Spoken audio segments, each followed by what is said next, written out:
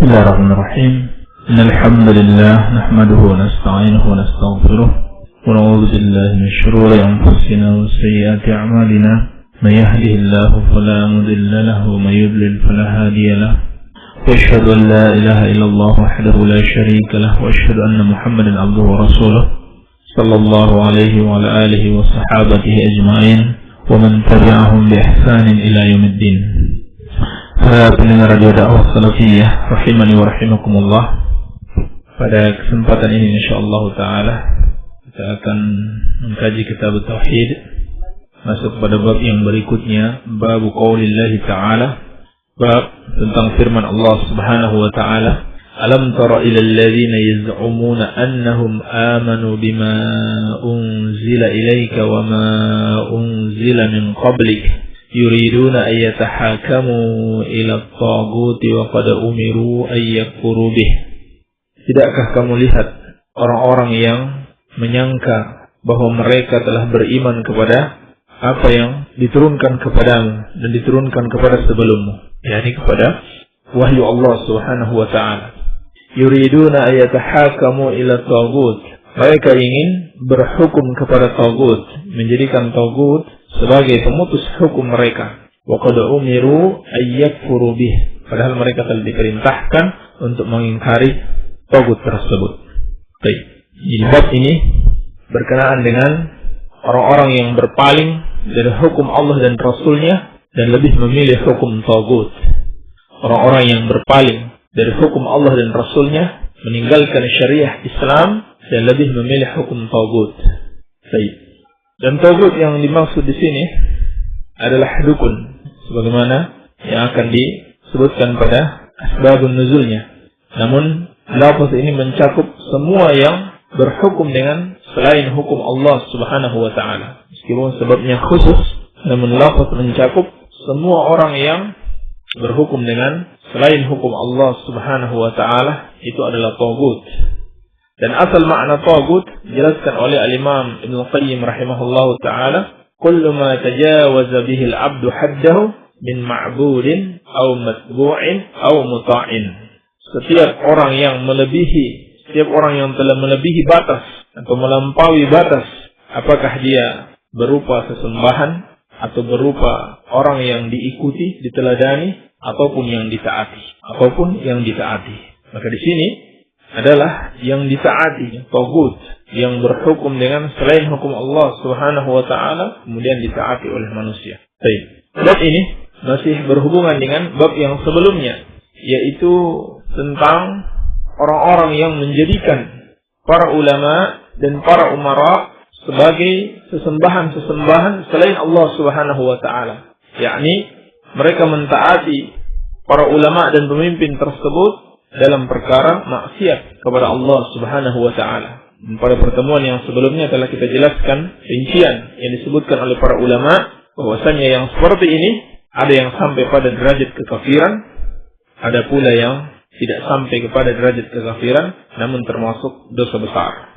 Baik, maka dalam bab ini beliau lebih menekankan lagi tentang orang-orang yang berpaling dari hukum Allah dan Rasulnya kemudian mengambil hukum taghut.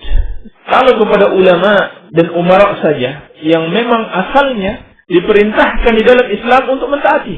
Atiullah wa atiur Rasul wa ulil amri minkum. Allah perintahkan, taatlah kalian kepada Allah dan taatlah kepada Rasul dan para pemimpin-pemimpin kalian. Pemimpin di sini itu mencakup ulama dan umara. Pemimpin di sini mencakup ulama dan umara. Allah perintahkan, taati ulama kalian dan taati umara kalian. Namun hal itu bisa termasuk kesyirikan kalau mentaati di dalam satu perbuatan menghalalkan apa yang Allah haramkan atau mengharamkan apa yang Allah halalkan. Maka bagaimana lagi kalau seorang itu berhukum kepada taghut, kepada orang-orang yang sudah jelas-jelas berhukum dengan selain hukum Allah Subhanahu wa taala. Baik. Kita sebutkan dalil yang pertama yang dijadikan judul bab, alam tara ilal ladzina yaz'umuna annahum amanu bima unzila ilaika wa ma unzila min qablik. Tidakkah engkau melihat kepada orang-orang yang menyangka bahwa mereka telah beriman kepada apa yang diturunkan kepadamu dan yang diturunkan kepada para nabi sebelummu. Ini tentang orang-orang munafik yang mengaku beriman. Yuriduna ayyatahakamu ila taghut. Namun perbuatan mereka mengingkari pengakuan mereka. Kenyataannya apa? Yuriduna ayyatahakamu ila taghut. Mereka ingin berhukum kepada taghut. Wa qad umiru ayyakfuru bih. Padahal mereka diperintahkan untuk mengingkari taghut tersebut. Wa yuriduna asyaitanu ayyudillahum dhalalan ba'ida. Namun syaitan ingin menyesatkan mereka sejauh-jauhnya. Wa idza qila lahum ta'alu, dan apabila dikatakan kepada mereka, kemarilah ila ma anzalallahu wa ila ar-rasul, kemarilah untuk berhukum dengan apa yang diturunkan kepada Allah dan Rasulnya, ra'aital munafiqina yasudduna anka sududa, maka engkau lihat orang munafik itu apabila mereka diajak untuk berhukum dengan hukum Allah dan Rasulnya, mereka kemudian berpaling sejauh-jauhnya dan menghalangi orang untuk berhukum dengan hukum Allah dan Rasulnya. Fakaifa idza asabathum musibatun, maka bagaimana jika mereka ditimpa suatu musibah, suatu azab, bima qaddamat aydihim, karena dosa-dosa yang mereka kerjakan, thumma ja'uka, lalu mereka datang kepadamu, yakni kepada Rasulullah sallallahu alaihi wasallam, yahlifuna billah in aradna illa ihsana wa tawfiqa. Mereka bersumpah dengan Allah, tidaklah kami melakukan itu. Mereka katakan, tidaklah kami melakukan itu kecuali karena kami menginginkan untuk melakukan perbaikan dan menggabungkan antara orang-orang kafir dan kaum muslimin. Ini kenyataan orang-orang munafik. Baik. Maka dalam ayat ini Allah Subhanahu wa taala menceritakan tentang sifat-sifat orang munafik. Bahwasanya mereka mengaku beriman kepada Allah dan kepada wahyu yang diturunkan kepada Rasulullah sallallahu alaihi wasallam dan kepada para nabi sebelumnya. Tetapi perbuatan mereka mengingkari pengakuan mereka, yaitu dengan berhukum kepada taghut dan berpaling dari hukum Allah Subhanahu wa taala dan Rasulnya. Seakan-akan agama Islam ini dianggap agama yang tidak sempurna, agama yang sudah tidak cocok lagi, sehingga mereka meninggalkan hukum-hukum Allah dan Rasulnya, lalu mengambil hukum taghut, mengambil hukum yang dibuat oleh orang-orang kafir atau dibuat oleh manusia, padahal jelas-jelas bertentangan dengan syariat Allah Subhanahu wa taala. Iya. Maka ini peringatan kepada kaum muslimin akan wajibnya berhukum dengan kitab Allah dan sunnah Rasulnya sallallahu alaihi wasallam, ridho dengan hukum Allah dan menerima dengan pasrah. Iya.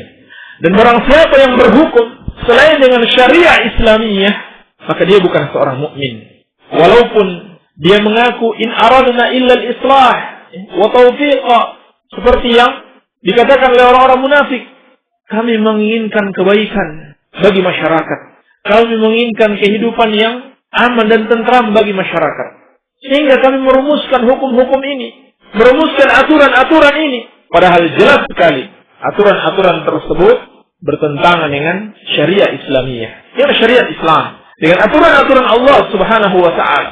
Seperti orang-orang yang menghalalkan khamar, mereka yang membuat undang-undang untuk menghalalkan khamar, menghalalkan tempat-tempat perzinahan.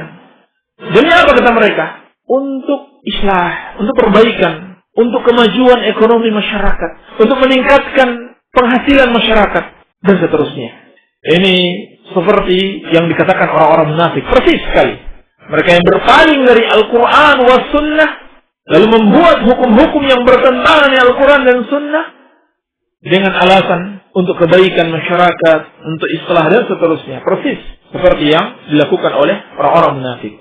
Kemudian, siapa yang mengambil hukum mereka, maka dia telah mengambil hukum taghut dan meninggalkan hukum Allah Subhanahu wa taala. Meskipun hukum ini dinamakan dengan berbagai macam nama. Meskipun dinamakan dengan berbagai macam nama. Dinamakan dengan undang-undang, dinamakan dengan ketetapan, dinamakan dengan macam-macam nama. Hukum positif, walaupun hakikatnya negatif, dan seterusnya.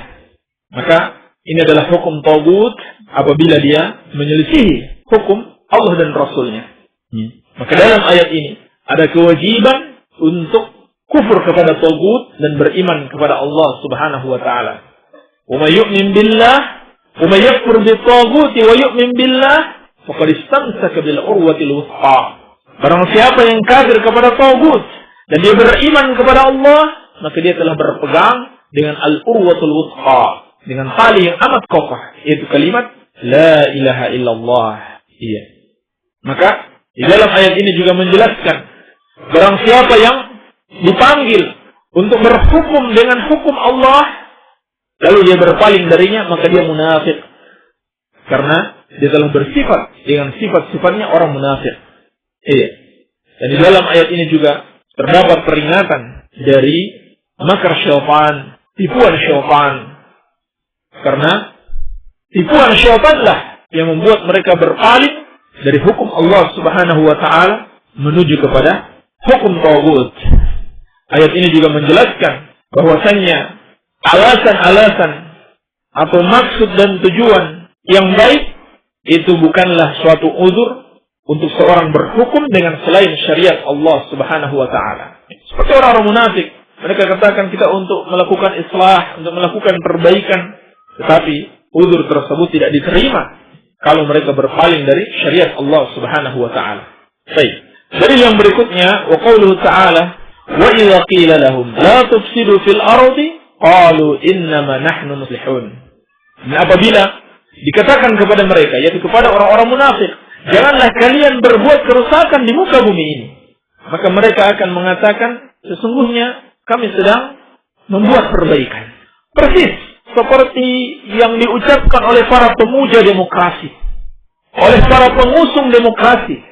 Mereka beralasan dengan demokrasi kehidupan masyarakat akan semakin baik. Persis seperti yang dikatakan oleh orang munafik. Mereka berpaling dari hukum Allah kepada hukum tagut. Untuk apa? Kata mereka, innama nahnu muslihun, kami ingin berbuat perbaikan. Demikian juga yang dikatakan oleh orang-orang yang terjun di dalam politik demokrasi. Mereka berpaling dari syariat Allah, berpaling dari kitab Allah dan Rasulnya, dan sunnah Rasulnya sallallahu alaihi wasallam. Lalu mereka menuju kepada demokrasi, mengagungkan demokrasi.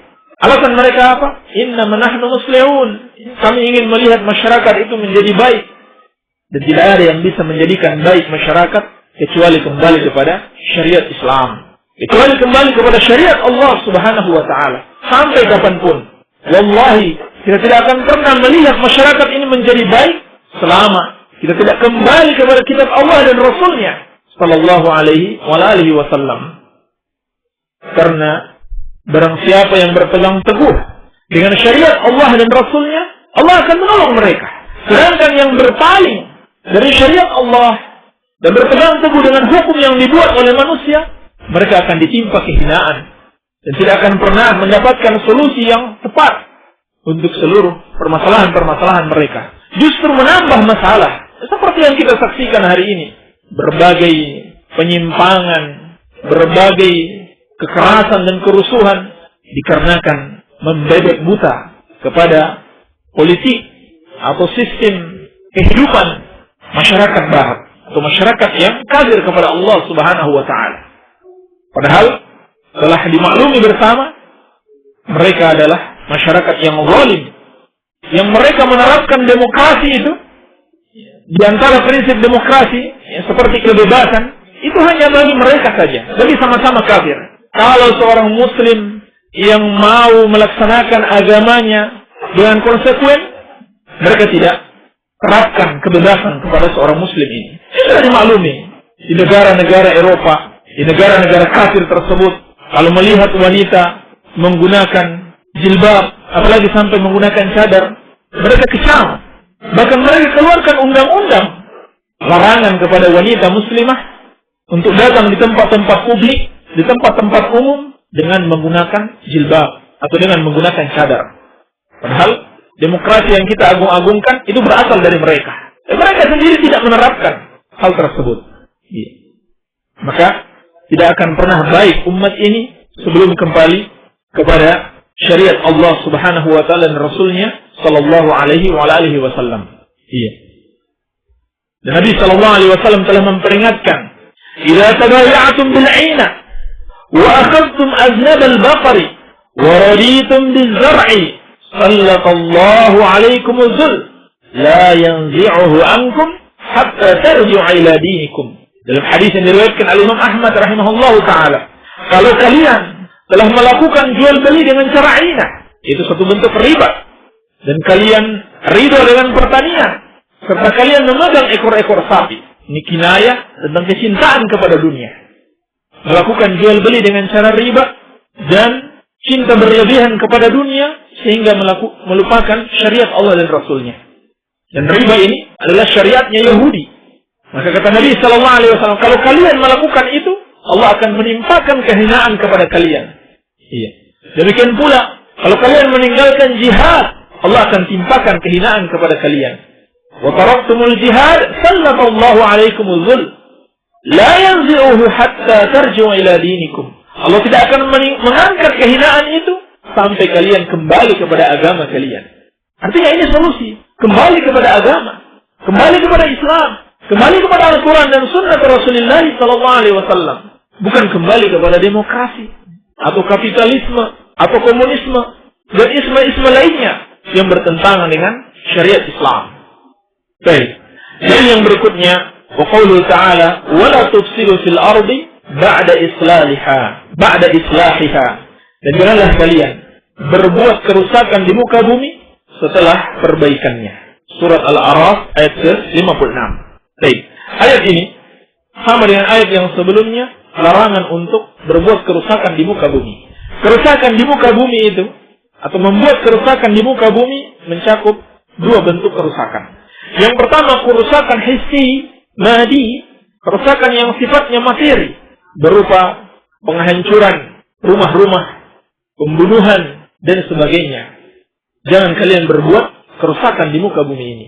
Yang kedua, kerusakan ma'nawi, yaitu kemaksiatan kepada Allah Subhanahu wa ta'ala.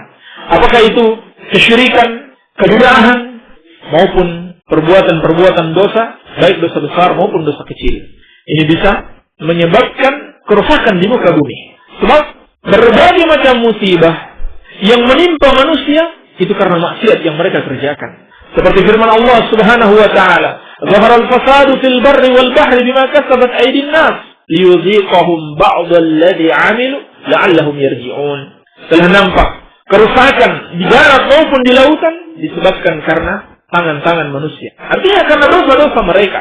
Agar Allah merasakan kepada mereka apa yang telah mereka kerjakan, dan semoga mereka bertobat kepada Allah Subhanahu wa ta'ala. Dan juga firman Allah, "Wa ma asabakum min musibatin fa bima kasabat aydikum wa ya'fu an katsir."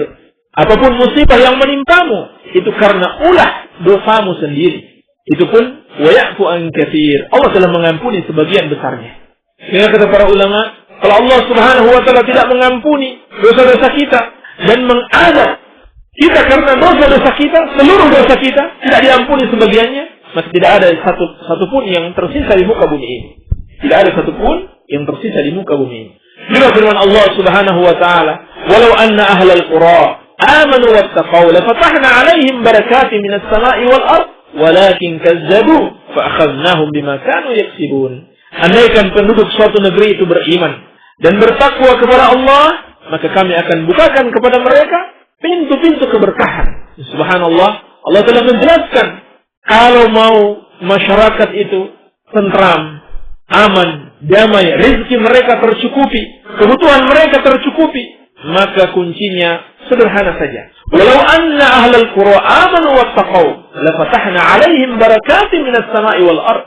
Andaikan penduduk suatu negeri itu beriman dan bertakwa kepada Allah, maka kami akan bukakan kepada mereka pintu-pintu keberkahan dari langit dan bumi. Yakni pintu-pintu rezeki dan kebaikan dari langit dan dari bumi.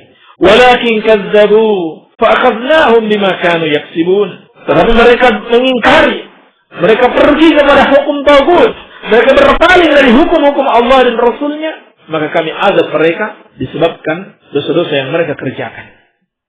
Jadi orang yang berhukum dengan selain hukum Allah Subhanahu wa ta'ala, inilah salah satu penyebab kerusakan di muka bumi ini.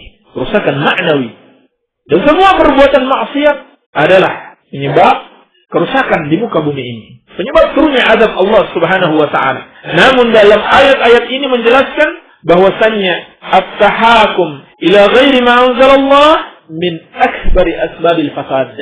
Berhukum dengan selain apa yang Allah turunkan, dengan selain syariah Islam, merupakan salah satu penyebab munculnya berbagai macam kerusakan di muka bumi ini. Maka jelaslah dalam ayat ini terdapat larangan berhukum dengan selain hukum Allah Subhanahu wa taala dan perintah untuk berhukum dengan hukum Allah, karena barang siapa yang tidak berhukum dengan hukum Allah itu akan menyebabkan kerusakan di muka bumi ini. Sebaliknya, barang siapa yang ingin kebahagiaan, kesejahteraan, rezeki yang melimpah, kesehatan, keamanan, ketentraman, dia harus kembali kepada Allah dan Rasulnya, kembali kepada hukum Allah dan Rasulnya, melaksanakan hukum Allah dan Rasulnya, dan mengingkari hukum tagut. Dalil yang berikutnya, wa qauluhu ta'ala, afa hukmal jahiliyyati yabghun wa man ahsanu minallahi hukman liqaumin yuqinun. Apakah hukum jahiliyah yang mereka kehendaki, dan siapakah yang lebih baik hukumnya dari Allah Subhanahu wa taala bagi orang-orang yang yakin? Surat Al-Maidah ayat ke-50. Dalam ayat ini Allah mengingkari orang-orang yang berhukum dengan selain hukum Allah dan menamakan hukum itu adalah hukum jahiliyah.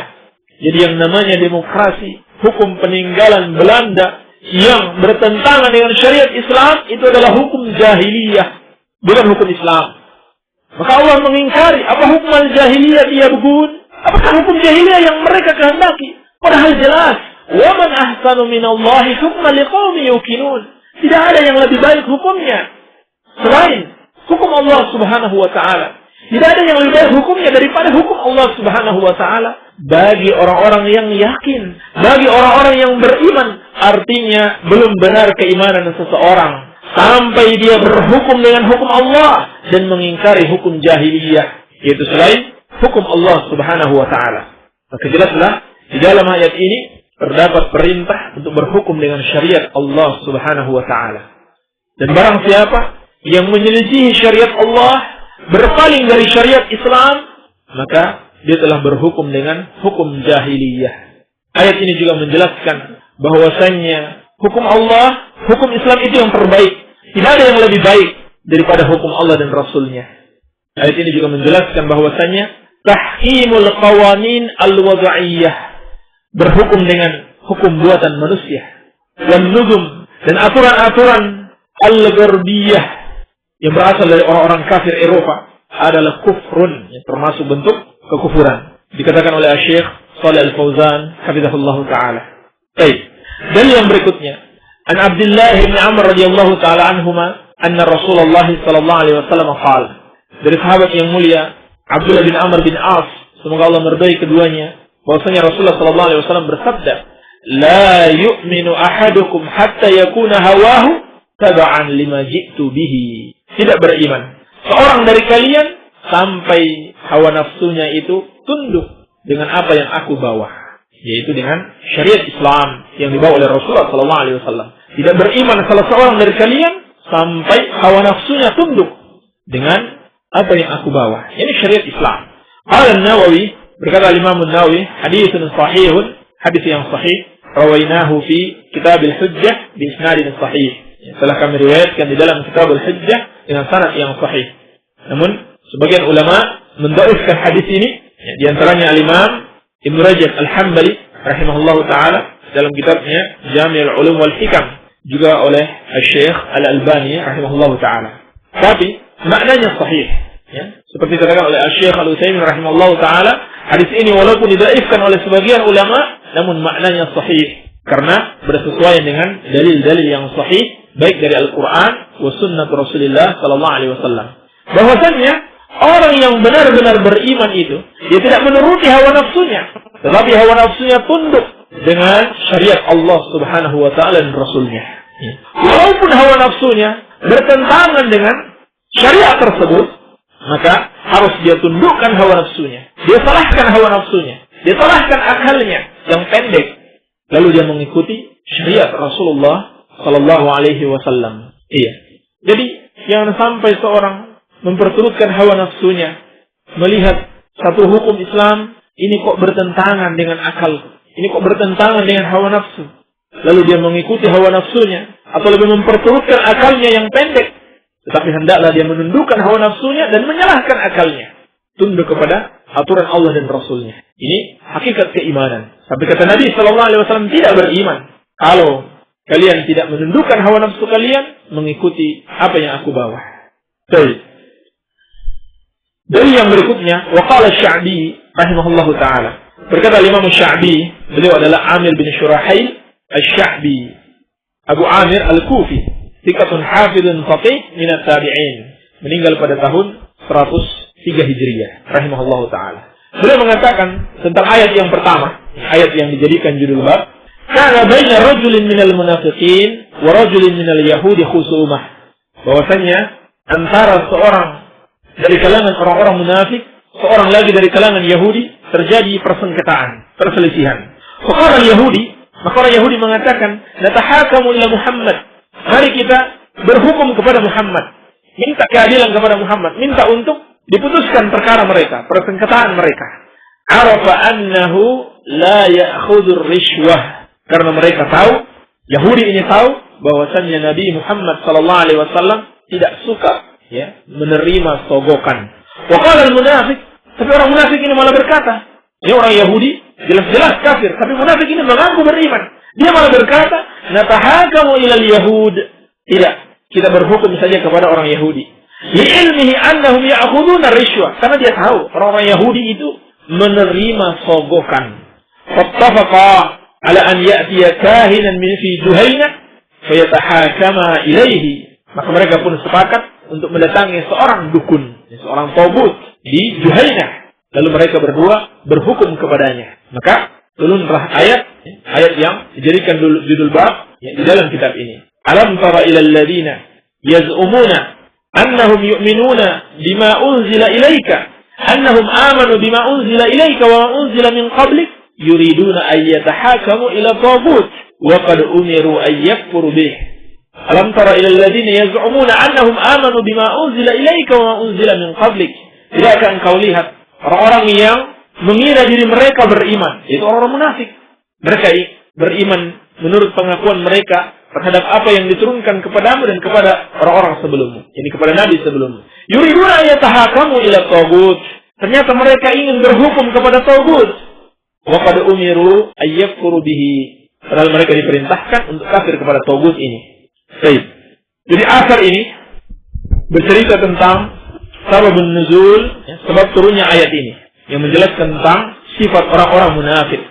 Iya, sifat orang-orang munafik adalah berpaling dari hukum Allah dan Rasulnya Sallallahu Alaihi Wasallam, lalu menuju kepada hukum taghut, lebih memilih hukum taghut, lebih memilih hukum yang diciptakan oleh manusia yang bertentangan dengan hukum Allah Subhanahu Wa Taala dan Rasulnya. Ini sifat orang-orang munafik. Maka dalam asar ini ada kewajiban untuk berhukum dengan syariat Allah Subhanahu Wa Taala, dan bahwasannya berpaling dari syariat Allah menafikan keimanan.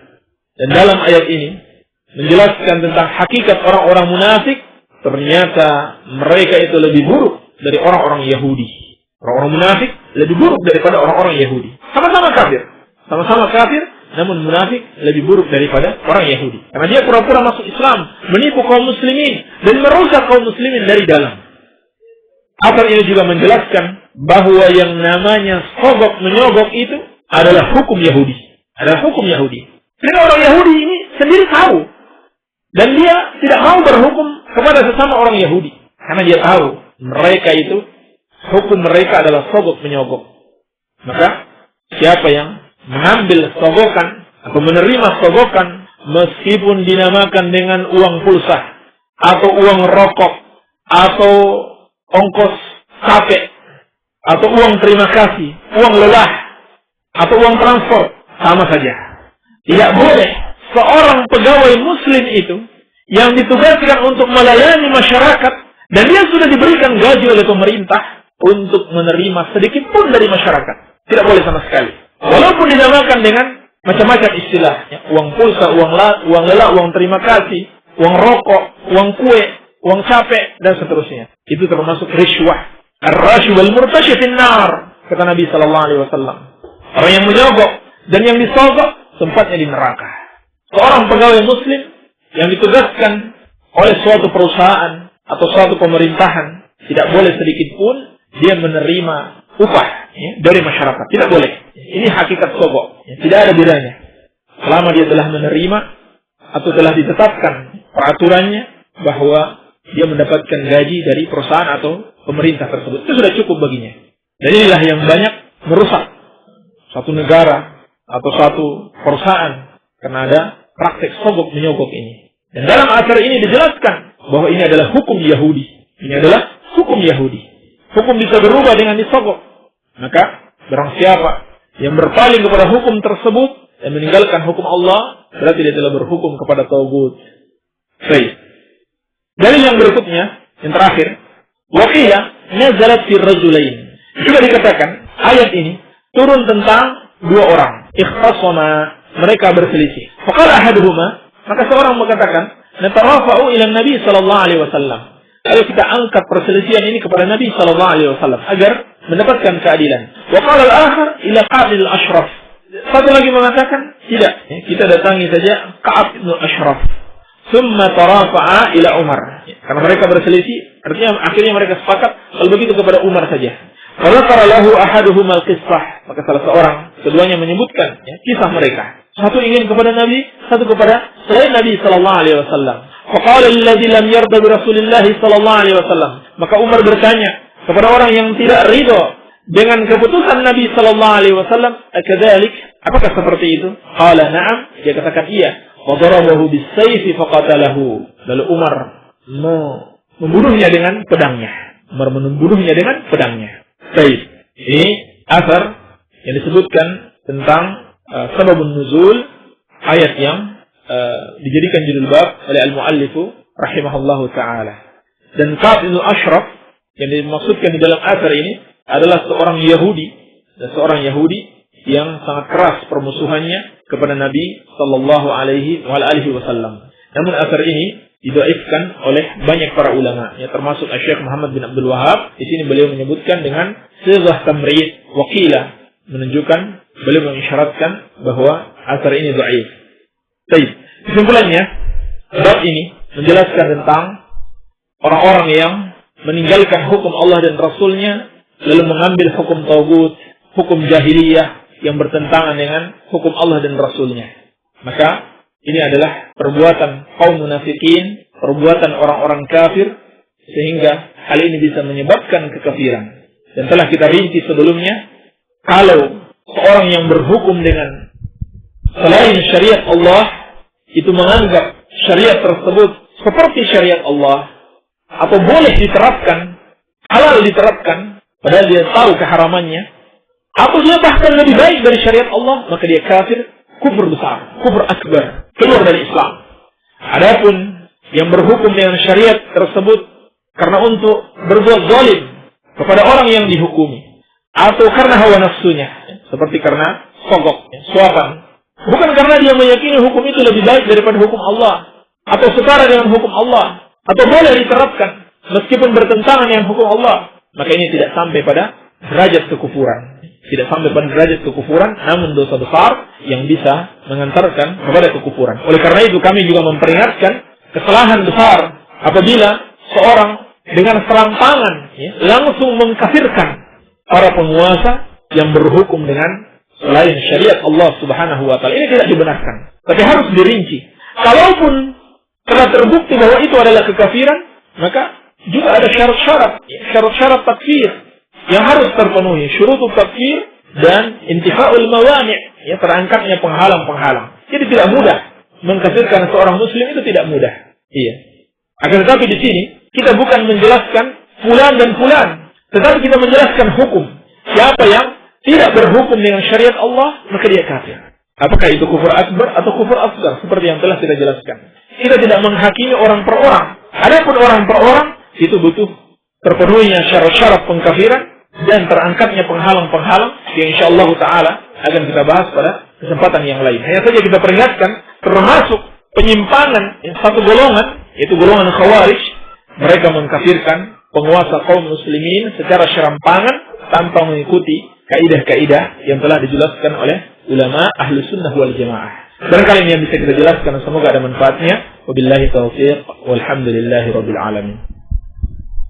Demikian tadi apa yang telah dijelaskan oleh Ustaz Abdullah Sufyan, dan bagi para pendengar, insyaallah kita masuki sesi tanya jawab, dan diharapkan bagi yang bertanya agar mendengarkan pertanyaan-pertanyaannya. Barangkali ketika pertanyaan dibacakan, yang bertanya sedang tidak ada atau sedang keluar, sehingga kembali ulang. Dan langsung saja kepada Ustaz untuk menyampaikan penjelasannya. Bismillahirrahmanirrahim. Alhamdulillah, wassalatu wassalamu ala Rasulillah. Gimana sunnahnya berzikir setelah sholat? Lafaz apa saja yang harus dibaca? Ini ada pertanyaan yang semisal, wirid apa yang disunahkan oleh Rasulullah SAW setelah sholat fardu? Tentang lafaz atau wirid yang disunahkan setelah sholat fardu, di antaranya mengucapkan astaghfirullah 3 kali. Juga Allahumma antas salam wa minkas salam, tabarakta ya dzal jalali wal ikram. Juga ada zikir la ilaha illallah wahdahu la syarika lah, lahul mulku wa lahul hamdu wa huwa ala kulli syai'in qadir. La hawla wa la quwwata illa billah, la ilaha illallah wa la na'budu illa iyyah. Lahu ni'ma wa lahul fadl wa lahu thana'ul hasan. La ilaha illallah mukhlishina lahu ad-din walau karihal kafirun. Allahumma la mani'a lima a'taita wa la mu'tiya lima mana'ta wa la yanfa'u dzal jaddi minkal jadd. Demikian pula membaca subhanallah 33 kali, alhamdulillah 33 kali, Allahu akbar 33 kali, lalu digenapkan menjadi 100 dengan la ilaha illallah wahdahu la syarika lah, lahul mulku wa lahul hamdu wa huwa ala kulli syai'in qadir. Demikian pula membaca ayat kursi. Membaca ayat kursi ini di antara zikir-zikir yang disunnahkan untuk kita baca setelah sholat. Dan termasuk bid'ah dilakukan secara berjamaah. Yang disunnahkan dilakukan sendiri-sendiri, masing-masing orang, bukan dilakukan dengan berjamaah. Ini seperti yang disebutkan oleh Syekh Ibn Baz rahimahullahu ta'ala. Demikian pula disebutkan oleh Syekh Sa'id bin Wahab al-Qahtani hafizahullahu ta'ala. Beliau punya buku yang bagus, yaitu Hisnul Muslim. Silakan merujuk pada kitab Hisnul Muslim. Di situ dijelaskan dengan dalil-dalilnya secara detail. Bagaimana sikap kita menghadapi seorang yang suka mengutang, akan tetapi tidak mau membayar, setengahnya menipu, janji-janji tidak pernah ditepati, dan sudah banyak korbannya.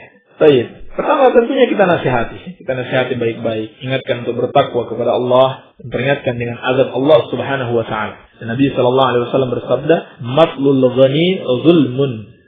Orang yang mampu membayar lalu dia menunda-nunda, maka itu adalah kezaliman. Ingatkan dengan bahaya kezaliman pada hari kiamat kelak. Kalau sudah tidak bisa dinasihati, laporkan kepada pihak yang berwajib. Ini dalam keadaan kalau dia mampu membayar. Tapi kalau memang benar dia tidak mampu membayar, maka tentunya tercela bagi orang yang berhutang ini. Dia sudah tahu dia tidak mampu membayar dan keadaannya tidak terpaksa, lalu dia berhutang. Ini tercela. Namun bagi orang yang dipinjami uang atau yang memiliki piutang terhadapnya, maka Allah Subhanahu wa taala berfirman, "Wa in kana dzu usratin fanadhiratun ila maisarah." Apabila yang meminjam itu memiliki kesulitan untuk membayar, maka berikan dia tangguh sampai dia mampu. Wa an tasaddaqu khairul lakum in kuntum ta'lamun. Kalau kalian mau bersedekah, maka itu lebih baik. Itu lebih baik kalau kalian mengetahuinya. Artinya kalau mau dibebaskan hutang itu, direlakan saja, itu sedekah. Itu termasuk sedekah kepadanya. Dan itu lebih baik sebagaimana yang Allah firmankan. Dan kalau kita maafkan, walaupun dia keadaannya seperti itu lebih baik insyaallah ta'ala. Apalagi kalau kita melihat keadaannya, sesungguhnya dia tidak melakukan itu kecuali karena memang butuh. Mudah-mudahan dinasihati dengan baik, dia akan terarah kepada kebaikan. Baik. Bolehkah apabila ketika sholat ragu sudah baca Al-Fatihah atau belum? Padahal sudah baca surat, kemudian dia mengulangi dari baca Al-Fatihah. Keraguan itu ada dua. Pertama, kalau seorang mampu melakukan tarjih atau dia lebih condong kepada satu pilihan. Ini sudah baca Al-Fatihah atau belum? Tapi lebih besar kecondongannya sudah baca Al-Fatihah. Maka keraguan ini tidak perlu dianggap. Sehingga dia tidak perlu lagi membaca Al-Fatihah. Cukup dia nanti sujud sahwi sebelum salam. Sujud sahwi sebelum salam. Baik. Tetapi kalau keraguannya lebih besar, lebih condong dia sepertinya belum baca Al-Fatihah. Lebih condong ke sana. Maka wajib baginya untuk mengulang membaca Al-Fatihah. Sebab Al-Fatihah itu rukun. Lalu melakukan sujud sahwi setelah salam. Baik. Allahu a'lam. Dari Zaki di Cintaraku.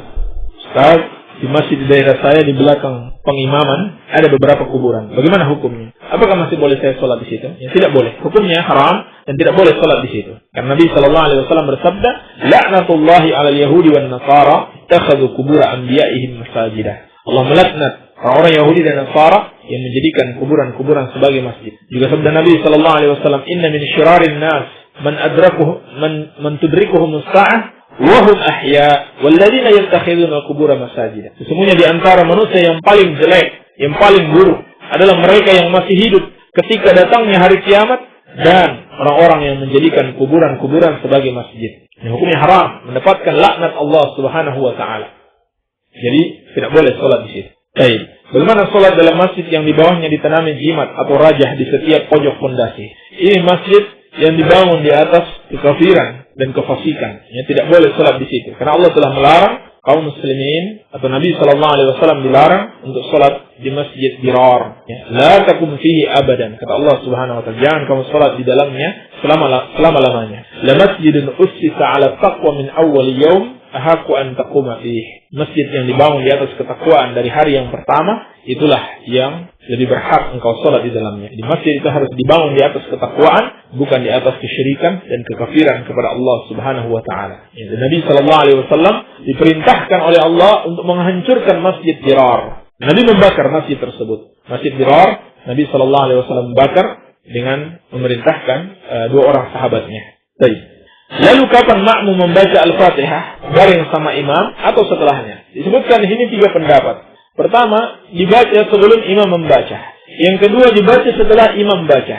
Yang ketiga, dibaca per ayat setelah imam membaca per ayat. Dan yang ketiga ini yang rajih insyaallah taala yang disebutkan oleh Al-Imam As-San'ani rahimahullah taala di dalam Subulus Salam. Jadi wallahu alam yang paling tepat setelah imam membaca ayat Alhamdulillahirabbil alamin, makmum langsung ikuti Alhamdulillahirabbil alamin. Wallahu a'lam. Saya Ferry dari Banjar. Saya mau tanya tentang perbedaan bid'ah hasanah dan bid'ah yang hina. Tidak ada bedanya. Kalau bid'ah itu di dalam agama, yang mereka anggap hasanah itu sebenarnya bukan hasanah. Itu semuanya adalah sayyi'ah, buruk. Kenapa? Karena Nabi SAW telah mengabarkan, wa kullu bid'atin dalalah. Setiap bid'ah itu sesat. Jadi meskipun dia katakan itu bid'ah hasanah, kalau bid'ah itu di dalam agama, tetap saja sesat. Jadi tidak ada bedanya. Oleh karena itu kata Abdullah bin Umar radhiyallahu taala anhuma, kullu bid'atin dalalah wa in ra'aha an-nasu hasanatan. Setiap bid'ah itu sesat meskipun manusia menganggap itu sebagai sebuah hasanah, sebuah kebaikan. Adapun kalau yang dimaksud dengan dalam masalah dunia, yang hasanah adalah yang bermanfaat bagi manusia. Sedangkan yang sayyi'ah adalah yang berdampak buruk bagi manusia. Ini kalau dalam masalah dunia, tidak ada larangan berbuat bid'ah atau inovasi-inovasi baru. Tetapi yang dilarang itu dalam syariat. Yang dilarang di dalam syariat. Tidak boleh berbuat kebid'ahan. Semua bid'ah sesat. Tidak ada yang hasanah kalau di dalam syariat. Karena Nabi SAW telah mengatakan demikian. Orang yang mengatakan ada bid'ah hasanah, berarti dia menentang. Iya. Dia menentang Rasulullah SAW. Rasulullah mengatakan kullu bid'atin dalalah. Setiap bid'ah sesat.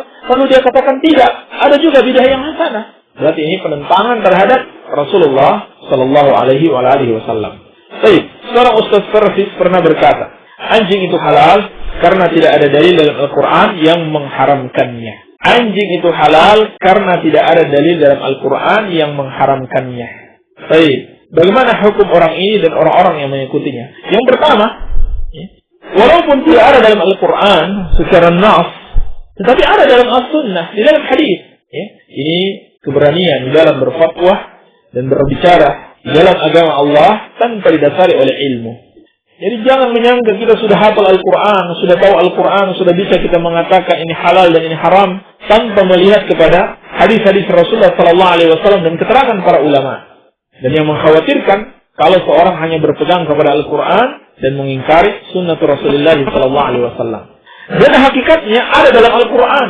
Sebab Allah Subhanahu wa taala berfirman, "Wa ma ataakumur rasul fakhuduhu wa ma nahakum anhu fantahu." Apa yang datang dari Rasul maka terimalah, dan apa yang dilarang maka tinggalkanlah. Iya. Adapun dalil-dalil dari As-Sunnah tentang pengharaman anjing dan yang semisal dengannya itu berdasarkan dalil yang pertama dari Abu Sa'labah dalam riwayat Bukhari dan Muslim. Anna Rasulullah sallallahu alaihi wasallam naha an akli kulli dhinabin min as-siba'. Nabi sallallahu alaihi wasallam melarang makan setiap hewan buas yang bertaring, ya. Hewan buas yang bertaring, yang membunuh dengan taringnya. Dan anjing tidak dilakukan lagi termasuk hewan buas yang menggunakan taringnya untuk memangsa. Ya. Ini anjing. Jelas haram anjing. Dan yang semisal dengan anjing, harimau, macan, dan seterusnya. Dalil yang berikutnya dari Abu Mas'ud, ya, juga dalam riwayat Bukhari dan Muslim. Anna Rasulullah sallallahu alaihi wasallam naha an samanil kalbi wa mahril baghi wa hulwanil kahin. Nabi sallallahu alaihi wasallam melarang harga anjing. Artinya melarang jual beli anjing. Melarang mengambil, memakan, mempergunakan hasil jual beli anjing. Demikian pula upah pelacur dan upah dukun. Uang hasil melacur dan upah dukun. Ini haram. Baik. Nah, dalam syariat semua yang diharamkan jual belinya itu juga diharamkan untuk dimakan.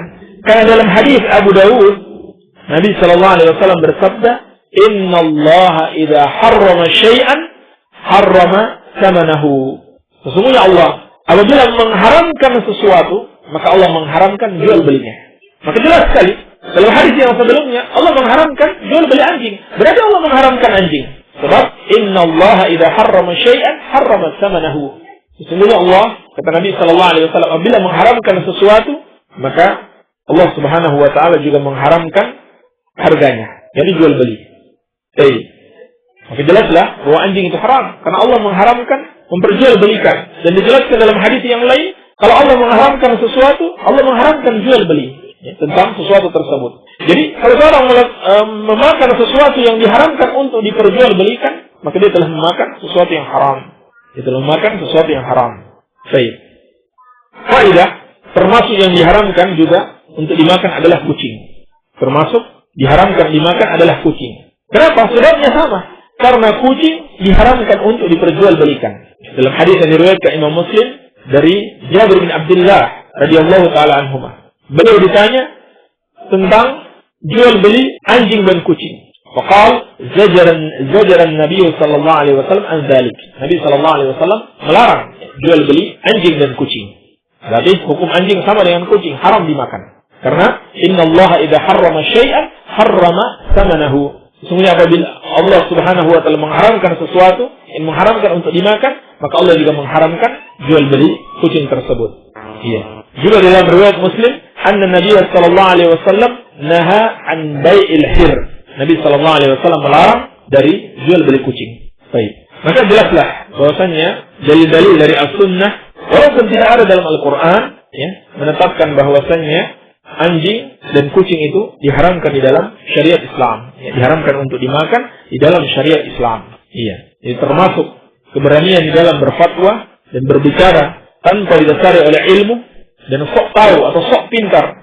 Apabila seorang baru tahu Al-Quran, ya, belum membaca sunnah Rasulullah Sallallahu Alaihi Wasallam, belum membaca keterangan para ulama, lalu berani menetapkan suatu hukum atau suatu perkara. Ini termasuk kebodohan dan keberanian yang sangat berlebihan. Allah Subhanahu wa taala telah memperingatkan, "Wala taqulu lima tasifu alsinatikumul kadhib, hadza halalun wa hadza haramun, litaftaru 'ala Allahi al-kadhiba. Innal ladzina yaftaruna 'ala Allahi al-kadhiba la yuflihun." Janganlah kamu mengatakan, ya, dengan lisanmu secara dusta, ini halal dan ini haram, padahal kamu tidak mengetahui dalil tentang hal tersebut. Sudah berani berfatwa ini halal dan ini haram. Litaftaru 'ala Allahi al-kadhiba, untuk engkau berbuat kedustaan atas Allah. Itu orang yang mengucapkan suatu hukum dalam Al-Quran dan Sunnah atau dalam Islam tanpa dia mengetahui dalil atau dia tanpa mempelajari seluruh dalil dan keterangan para ulama adalah orang-orang yang membuat kedustaan atas Allah. Innal ladzina yaftaruna 'ala Allahi al-kadhiba la yuflihun.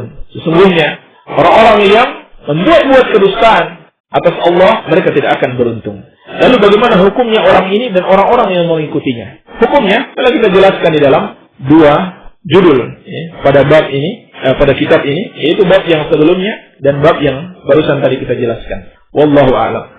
Apakah macam-macam kufur? Menjelaskan. Kufur itu secara garis besar terbagi 2, kufur akbar dan kufur asgar. Kufur besar dan kufur kecil. Kufur besar yang menyebabkan seorang keluar dari Islam, murtad, kalau dia mati tidak akan diampuni oleh Allah dan tempatnya di neraka, kekal di dalamnya. Sedangkan kufur asgar tidak sampai mengeluarkan pelakunya dari Islam, dan kalau dia mati sebelum dia bertobat, maka dia di bawah masyiatillah, di bawah kehendak Allah. Kalaupun Allah menghendaki dia diazab, maka azabnya tidak kekal. Baik. Adapun yang dimaksud dengan kufur akbar adalah orang yang melakukan perbuatan-perbuatan kufur akbar. Apa saja perbuatan kufur akbar itu? Maka jawabannya banyak sekali.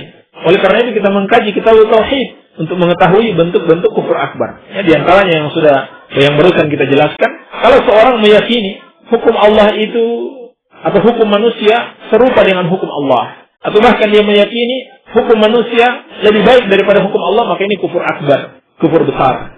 Adapun orang yang berhukum dengan hukum Allah, namun dia sadar dia salah dan dia tahu hukum Allah lebih baik sebenarnya, hanya karena dia mengikuti hawa nafsunya karena ada sogokan, karena ingin uang rishwa, uang sogok, maka ini tidak sampai kepada kufur akbar. Ini kufur asgar. Ini kufur asgar. Dan ini secara garis besar. Adapun contohnya banyak sekali, macam-macam jenis-jenisnya banyak sekali.